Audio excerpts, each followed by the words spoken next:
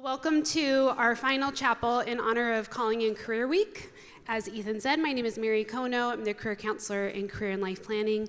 And in our effort to help provide opportunity for you guys to meet with employers and to kind of dive into career exploration and all the things related to getting ready for the world outside of Jessup, we thought we might bring in some panelists that you might recognize from across campus, and they're going to introduce themselves and really share this morning about how they figured out what was a great career fit for them.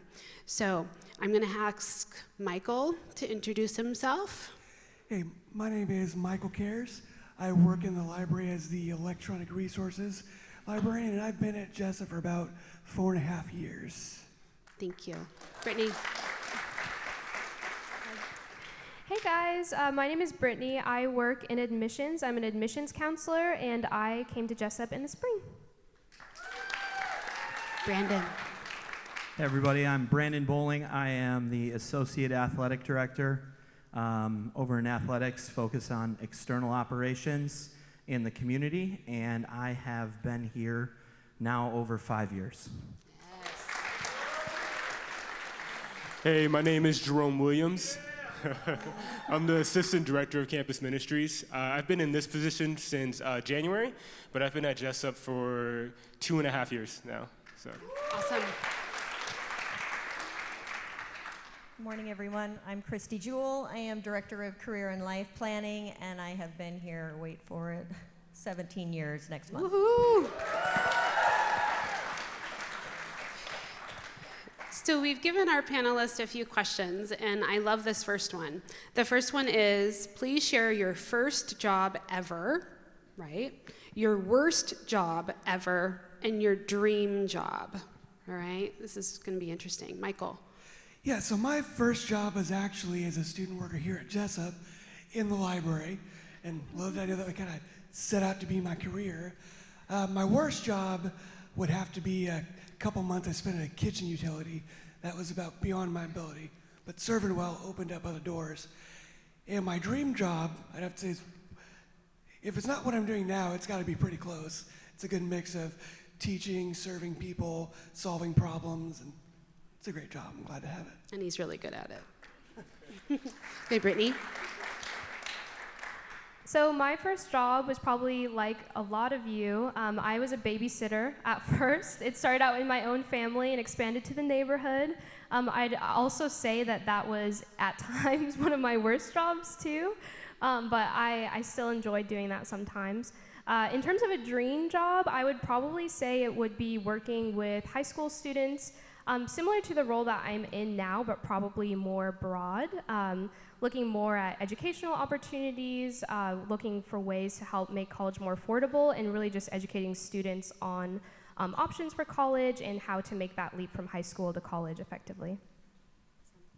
Brandon. Okay, so I'll start with the fact that I'm from Wisconsin. So if anybody's ever been to the great snowy state of Wisconsin, you can understand this. My first job was snow removal. And I started doing that when you could officially get a worker's permit at 15 and a half in 1995. And I had to get up at midnight during high school, and I started plowing snow and shoveling snow at 12:45 in the morning and would go till 5:30 a.m.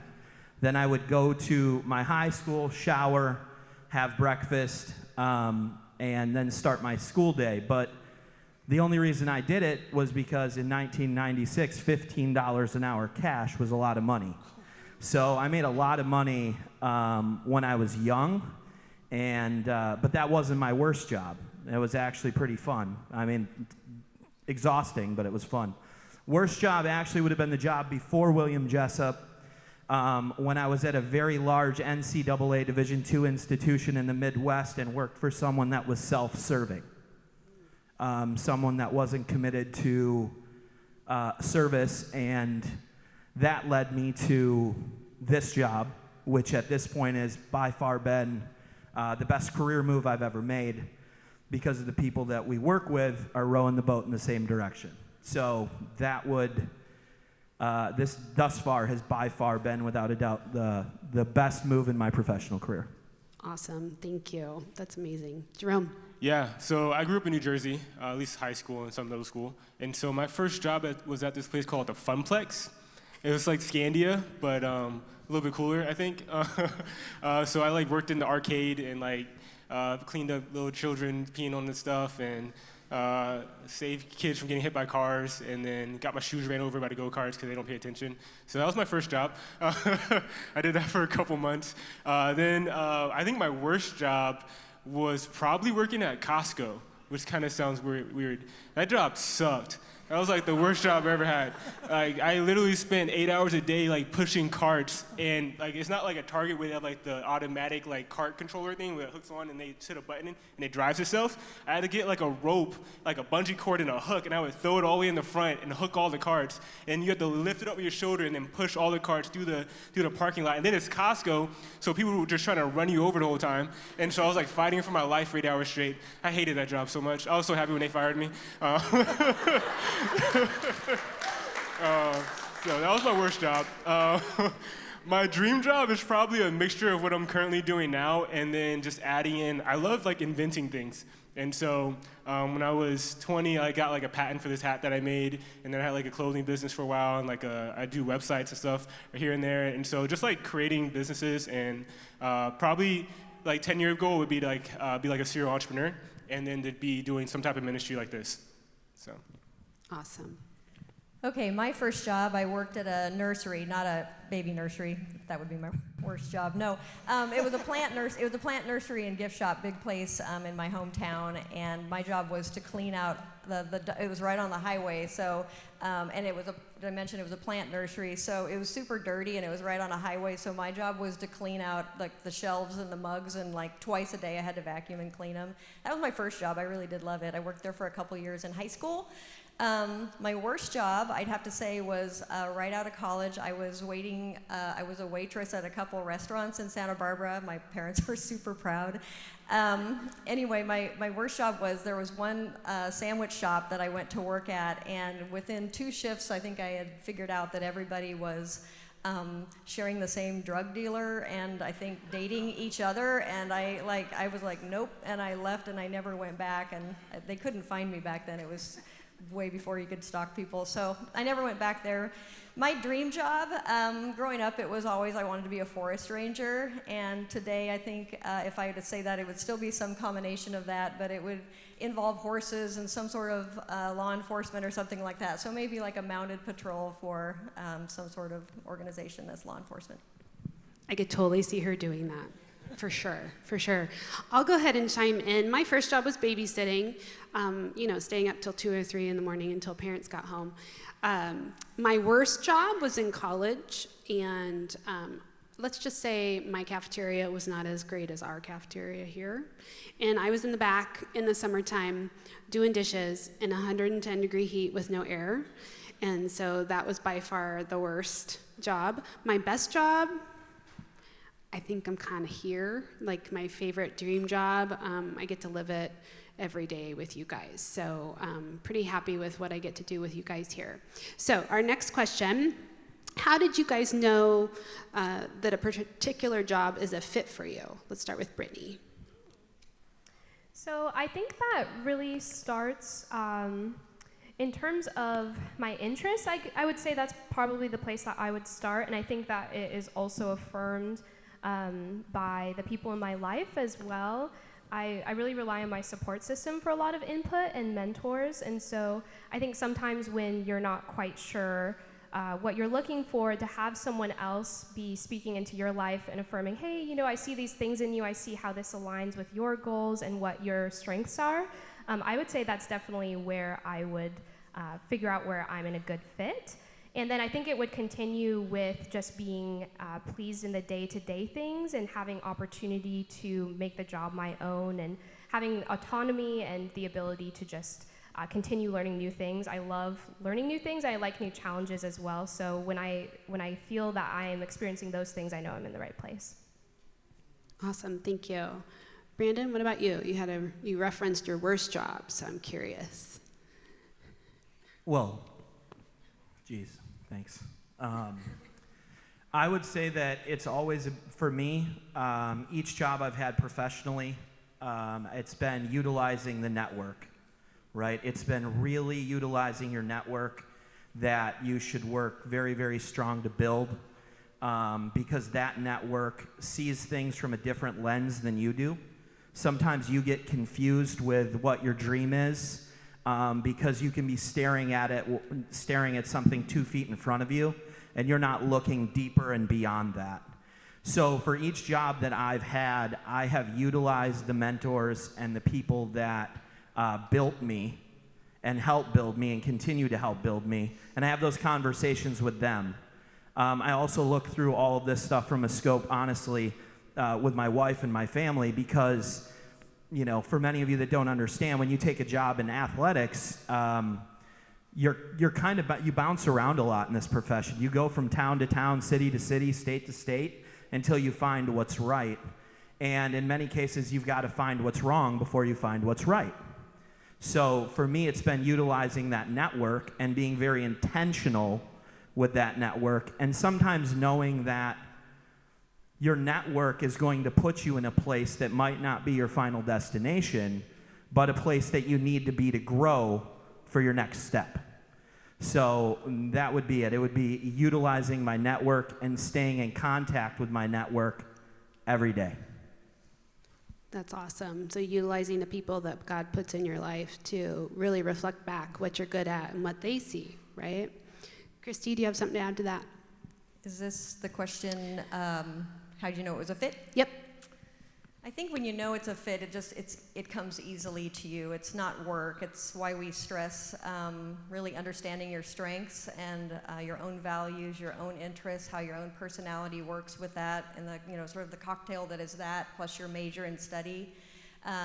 It comes easily to you. I think I remember a chapel speaker last year was mentioning something about people are sort of always want to follow their passion, and my passion is obviously very different sometimes from what I do for work, but passion and work, being engaged and happy with it, comes from being really good at it. So usually if it's something that comes easily to you without effort, that's where you should focus your interests in your movement. Awesome. Next question. What surprised you about the career exploration process? Jerome, can you take that one? Yeah, I think so when I first graduated, I moved back home with my parents, and I spent like a whole year living with them again, which was not the plan, I promise you. And so I think what was the most difficult thing for me was I put in like 75 resumes, like to different job applications and everything else. Like I can still go back and look at all the resumes that I created and all these job applications I applied for, and I think I only got like 3 callbacks. And so I think what surprised me the most was like how difficult it was to get like your foot into the door. And kind of looking back, I think what I realized was I wasn't as intentional as I should have been during my time at Jessup with doing internships and getting practical work experience in the field that I wanted to be in. And so I was getting work experience in all these different fields and all these different things that weren't really congruent with the direction I wanted to go with after I graduated. So when I graduated, I didn't have the 2 years of internships in business. I had like 6 months of experience in business, and that really hurt me. And so it forced me to have to, really to have to apply to way more jobs than I probably would have had to otherwise. And I also didn't do a good job of leaning into my network. I wasn't calling my friends and asking them to put a good word in for me. I was trying to do it all on my own, and that made the process so much more difficult. And so that was probably like the 2 things that really surprised me, was like the difficulty of it, but the solutions were really easy too. Like I should have just did more internships for free while I was at Jessup, and I should have like called my friends after I graduated and asked them to get me a job, and I probably would have got a job way faster. And so. Michael, you want to share about this one? Yeah, this is an interesting question for me, because the career exploration process was really a lot less about building skills, and it's really a big part of my spiritual formation and discipleship process. Because living with a disability, by the time I had graduated high school and was really started looking for work, I I was really kind of convinced I was unable to do a lot of things. So as I look over like all the jobs I've had, it's really been the Lord sending me into jobs that I thought were beyond my abilities, or in contexts I would usually avoid. And honestly, looking back to the first ones, I was surprised I even got hired for. So it was really people looking past like my social awkwardness and the way I used to present myself just to give me a chance and just to continue pushing me forward and to try new things. That really shocked me. This was really the job at Jessup was the first one I really went for and tried to get. And even then, I was not hired by lots of departments here on campus because I was putting in for everything. I was actually not hired by the library a couple of times before I actually got hired. And it goes back to Jerome's point. It wasn't until I ran into the dean of the library at Target and I was checking out his groceries. He's like, "So are you done with retail and would you like to come work for me?" I was like, yes, please. And the rest is history. That's how I got here. Michael, you're the perfect example of taking a position that you need to adult, to pay the bills, right? To step into taking care of yourself and being a responsible adult.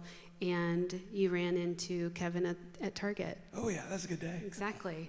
So you never know where you're going to see your network around town, for sure. Brittany, you have anything to add to any surprises to the career process? Yeah, I think that utilizing your network and also internship opportunities are probably two things that stand out to me as well. I think it's easy to get distracted with all the other things going on in college and not realize that you actually do, outside of class, have a lot of time on your hands. And the best time, and actually the time that people want to help you the most, is when you are a student. And so to just realize that the opportunity is there, and if you're willing to put in the hard work, and you're also able to use your network, which doesn't just include your friends, but also your friends' parents or their extended family, those kinds of people, then you'll find some really unique opportunities. So I just encourage you to think about those things and also think about just utilizing your time in college well. So our next question, who guided you as you made your career decisions, and what advice did they share? Who wants to take this one? Jewel? If I can start with that, yeah. I wrote some things down just because I wanted to make sure I say it right, which I usually don't anyway. But I think it's easy. I think it's both kind of a combination of the last question, what surprised me about the career exploration process, and who guided me. It's easy for us to let other people's opinions and understanding of us sway our decisions in life. And I feel like in so much of life, we're so focused on other people's opinions that we don't really know what's true about ourselves. And I've just found over the years, and I've seen it with other people, that it leaves us feeling like something is out of place or unfinished, and we didn't really dive into how God uniquely gifted us, our interests, our passions, our abilities, to kind of push past that. And so in terms of who guided me, I think like many of us, my parents were a big factor in my, kind of choosing which direction I went. And since I was a people pleaser, when I indicated what I kind of wanted to do, they were kind of negative about it, but that was because I didn't know anything about it. And so my dad said exactly these words. I told him I wanted to be a forest ranger, and he's like, "Oh my gosh, you'll end up in Blythe cleaning pit toilets." And I'm like, "Well, I don't want to do that, right?" So get a sociology degree. That'll help out a lot. So either way, you make decisions sometimes based on the influence of other people, and I think we just have to be careful about that. And again, understand ourselves. Find somebody who does understand you, find a professional mentor, somebody who works in the field that you want to work in, and spend some time with them, and then you decide if it's a fit for you. Anyone else have anything to add on that one? Yeah. Jerome? Yeah. I would also say yes to everything Christy just said, but also it's funny how much of life is just happenstance, right? It's just running into the right person at the right time or having the right conversation at the right time that leads you into that next conversation. So I would say too, it's just sometimes you just have to relax and allow God time to do what He's going to do. I think the people in our lives that we trust, like our parents or our good friends or mentors, a lot of times God uses them to kind of direct us in the right path. But we also have to trust that it's going to happen when it's supposed to happen. And so I think the hardest thing for me was just, I got so frustrated with the wait and trying to find that perfect job that I was going to spend like the rest of my life in, that I wasn't willing to take the jobs that were like temporary jobs or temporary opportunities that were just going to build skill sets, right? And so I think just being patient and being willing to maybe take that job that you don't really want, but it will give you good experience, because you never know if your coworker is going to be the person that's uncle owns this business or does this, and they introduce you, and that leads to your next opportunity and gets you through the door. And so, yeah, that would be my advice too. Just like trust the process, like do what you can do, and then give everything else to God and just trust Him. Brandon. I wanted to be a Major League Baseball player. Like so many kids wanted to be a fireman or whatever they wanted to be when they were a little kid, and it was on their, the thing that you held for mom and dad for pictures before school on your first day. And I learned that I wanted to be in sports, but that I talked too much and I didn't listen enough. So what I wanted wasn't always reality, and it wasn't always attainable, to be perfectly honest. So I had to spend a lot more time listening than speaking about who I was and what I was going to become and what was going to happen.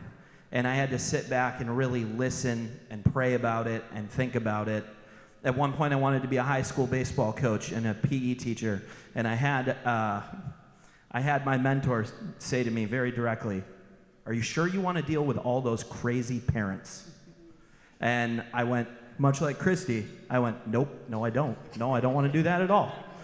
And then it led me to think and sit and pray on it and think about what I wanted to be. And that's when I spent all that time very intentionally with people that were in the business and spent the time having them mold me. Anyone else have anything to share? Michael? I do. I think the biggest and best piece of career advice I was given is not to like pigeonhole yourself in how your gifts from God, your spiritual gifts, can be used. Because what I've learned, my main gifts are like serving and teaching. I've used those in every job I've ever been at.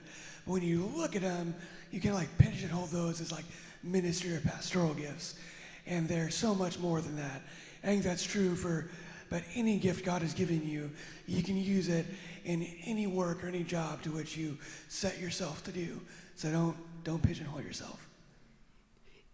Christy and I come from this perspective that each and every one of us in this space, we are created uniquely in the image of God. And each and every one of you is a special set of skills and interests. And it's our jobs as believers to seek out what those are, and then how to apply those so that we can make an impact in the world around us. And essentially, that's what we strive to help you guys with in career and life planning, is helping you just explore your options. And so many times I see students who really struggle with the anxiety of the unknown. How many of you hate not knowing what's going to happen? Yeah, me too, right? It's kind of hard. But take it for us in our experience that guess what? God is still in that. And God is just ahead on the road. It might be a little foggy for you, but He knows exactly where you're going to go and where you're going to land. And it's simply our job to move forward and to explore and to exercise that career muscle and to learn more about ourselves and learn more how we can serve. And I guarantee you, it will not look like you think it will look like. All of us have had redirection, and the path is not straight. It is not. And so you might have little bumps on the way, but in the end, God places you exactly where you want to be. So last question, what advice would you give your younger self about career choices? Who wants to start that one? I can take it. Might be a little antithetical, but when you get into the workplace, no one cares a ton about your degree. It confers a very particular set of skills that you've honed over years of study, but that's true for everyone in your field. So the important thing is to not think you're owed to lead or owed to have responsibility. It's something that needs to be earned. So you first need to go in and listen well and serve well. And if you do that, the opportunity to lead or take on responsibility will come. Excellent. Brandon? Do your research. Do all of your research. Don't just go down a path. You know, I use athletics all the time, but I want to be in professional sports because I watched SportsCenter. My mom and dad have Lakers tickets. I want to work in professional basketball. Something like that, or any other field that you're in. Do your research before you go dive in. And, you know, the other thing that I learned from my mentors were to always have multiple options. Make yourself marketable and learn multiple things so that you can provide value in different areas, not just one space. Because chances are that first job you get isn't going to be your last. To Brandon's point, doing your research is do informational interviews, do job shadowing. People would love to connect with you and share with you how they got to where they got, what their recommendations are, and just having that insider information is so helpful. It'll create a professional network for you, and that's what's going to get you moving in the right direction. Number 2, use your career services resources that you have here. Mary and I, your success coaches, your faculty, mentors, use them. They want you to be successful in this area. And then lastly, for me, I think it's really important to remind you that everything that you value and like and are called to engage in and for ministry is not going to be wrapped up in your career or your vocation. We put so much pressure on ourselves to find that thing, that one thing that fits all of those areas that we know we love and value and are good at. At the beginning, I mentioned to you that I like law enforcement, I like animals. Well, you know what? I love what I do. I love connecting our students to our community. And at home, I've got 21 animal souls that I get to play with every day. My husband is in law enforcement, and someday I'm having a horse. So I'm telling you, it doesn't all need to be wrapped up in a job. Your whole life is what you should look at and make sure you're feeding yourselves in the right areas and giving yourself that kind of fair focus on career.